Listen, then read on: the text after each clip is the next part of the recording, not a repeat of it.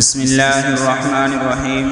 انسان جب اس دنیا میں آنکھ کھولتا ہے تو وہ ایک اجنبی ماحول میں قدم رکھتا ہے۔ اسے یہ علم نہیں ہوتا کہ وہ کون ہے، کہاں سے آیا ہے اور کہاں جانا ہے۔ وقت کے ساتھ وہ بولنا، سمجھنا اور سیکھنا شروع کرتا ہے۔ وہ دنیاوی تعلیم حاصل کرتا ہے، معاش میں مصروف ہوتا ہے، خواہشات کا اسیر بن جاتا ہے اور اکثر زندگی کے اصل مقصد کو بھول جاتا ہے۔ یہی وہ مقام ہے جہاں اسلام انسان کو جھنجھوڑتا ہے، بیدار کرتا ہے اور اسے اس کی حقیقت یاد دلاتا ہے۔ قرآن مجید میں اللہ تبارک و تعالی فرماتے ہیں وَمَا خَلَقْتُ الْجِنَّ وَالْإِنسَ إِلَّا لِيَعْبُدُونَ۔ ترجمہ: میں نے جنوں اور انسانوں کو صرف اپنی عبادت کے لیے پیدا کیا ہے۔ یہ آیت انسان کے وجود کا سب سے جامع اور مختصر تعارف ہے۔ اس کا مطلب یہ ہے کہ انسان کو محض کھانے، پینے، کمانے اور دنیا کے پیچھے بھاگنے کے لیے پیدا نہیں کیا گیا، بلکہ اس کی تخلیق کا مقصد اللہ تبارک و تعالیٰ کی بندگی، اس کی رضا اور اس کے احکام کی پیروی ہے۔ تاریخ اسلام میں ہمیں ان گنت مثالیں ملتی ہیں جن سے معلوم ہوتا ہے کہ جب انسان اللہ تبارک و تعالیٰ کو اپنا مرکز بناتا ہے تو وہ دنیا اور آخرت دونوں میں کامیاب ہو جاتا ہے۔ حضرت عمر بن خطاب رضی اللہ عنہ کی زندگی پر نظر ڈالیں، جو خلافت سے پہلے ایک عام انسان تھے، مگر جب اسلام کی روشنی ان کے دل میں داخل ہوئی تو وہ دنیا کے عظیم ترین حکمرانوں میں شمار ہونے لگے۔ ان کا عدل، تقوی، خشیت الہی اور امت کے لیے فکر رہتی دنیا تک کے لیے نمونہ بن گئی۔ اسلام ہمیں بتاتا ہے کہ دنیا ایک امتحان گاہ ہے۔ یہاں ہمیں جو موقع، وقت، صحت، عقل اور مال ملا ہے وہ سب اللہ کی طرف سے ایک امانت ہے۔ ان امانتوں کا حساب دینا ہے۔ زندگی کا ہر لمحہ قیمتی ہے، مگر المیہ یہ ہے کہ آج کا انسان ان فانی لذتوں، وقتی آسائشتہ اور شہوت انگیز تفریحات میں اتنا کھو چکا ہے کہ اسے اپنی آخرت کا احساس ہی نہیں رہا۔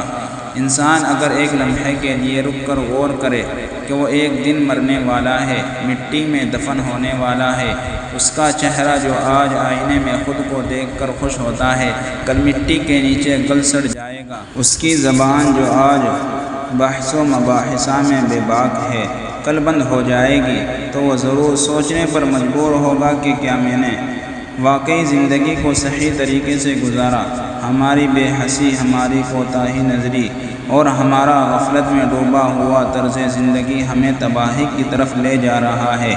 ہمیں چاہیے کہ ہم اللہ کی طرف رجوع کریں، اپنے اعمال کا جائزہ لیں، اپنی نیتوں کو درست کریں اور اپنی زندگی کو سیرت نبوی کے سانچے میں ڈالیں۔ نبی کریم صلی اللہ علیہ وسلم کی سیرت پر اگر ہم غور کریں تو ہمیں معلوم ہوتا ہے کہ آپ صلی اللہ علیہ وسلم کی زندگی کا ایک ایک لمحہ اللہ کے ذکر، بندوں کی خیر خواہی اور حق کے قیام کے لیے وقف تھا۔ آپ صلی اللہ علیہ وسلم راتوں کو اللہ کے سامنے رو رو کر دعائیں کرتے، دن کے وقت انسانوں کے ساتھ حسن سلوک فرماتے، دشمنوں کو معاف کرتے اور امت کی بھلائی کے لیے ہمیشہ فکر مند رہتے۔ ہمیں چاہیے کہ ہم بھی اپنے دلوں کو نرم کریں، قرآن سے تعلق جوڑیں، نیک لوگوں کی صحبت اختیار کریں اور دنیا کی عارضی چمک دمک سے متاثر ہونے کے بجائے آخرت کی تیاری کریں۔ دنیا کی ہر دولت، شہرت، عزت اور اختیار ایک دن ختم ہو جائے گا، مگر جو شخص اللہ کی رضا حاصل کر لے اس کے لیے کامیابی ہمیشہ کی ہے۔ اللہ تعالیٰ فرماتے ہیں قد افلح من زکاہا وقد خاب من دساہا۔ ترجمہ: یقیناً وہی کامیاب ہوا جس نے اپنے نفس کو پاک کیا، اور وہ ناکام ہوا جس نے اسے گناہوں میں ڈبو دیا۔ یہ دنیا دھوکہ ہے، عارضی مقام ہے۔ اگر ہم اس دنیا کو اصل سمجھ بیٹھے تو ہم نے اپنے آپ کو کھو دیا، لیکن اگر ہم نے یہاں رہ کر اللہ کے دین کو اپنایا، اپنی اصلاح کی اور دوسروں کی اصلاح کا ذریعہ بنے تو یقیناً ہم نے کامیابی حاصل کی۔ آئیے آج سے ایک نیا عہد کریں، ہم اپنی زندگی کا جائزہ لیں، اپنا قبلہ درست کریں اور اپنے رب کی طرف پلٹ آئیں۔ یہی نجات کا راستہ ہے، یہی سکون کا ذریعہ ہے اور یہی وہ پیغام ہے جو ہر نبی نے دیا۔ ہر ولی نے دیا اور ہر صادق نے دیا۔ اللہ ہمیں عمل کی توفیق عطا فرمائے، آمین۔ مزید ایسی ویڈیو کے لیے میرے چینل کو لازمی لائک اور سبسکرائب کریں اور ساتھ میں دیے گئے گھنٹی کے نشان کو دبانا نہ بھولیں۔ شکریہ دوستو۔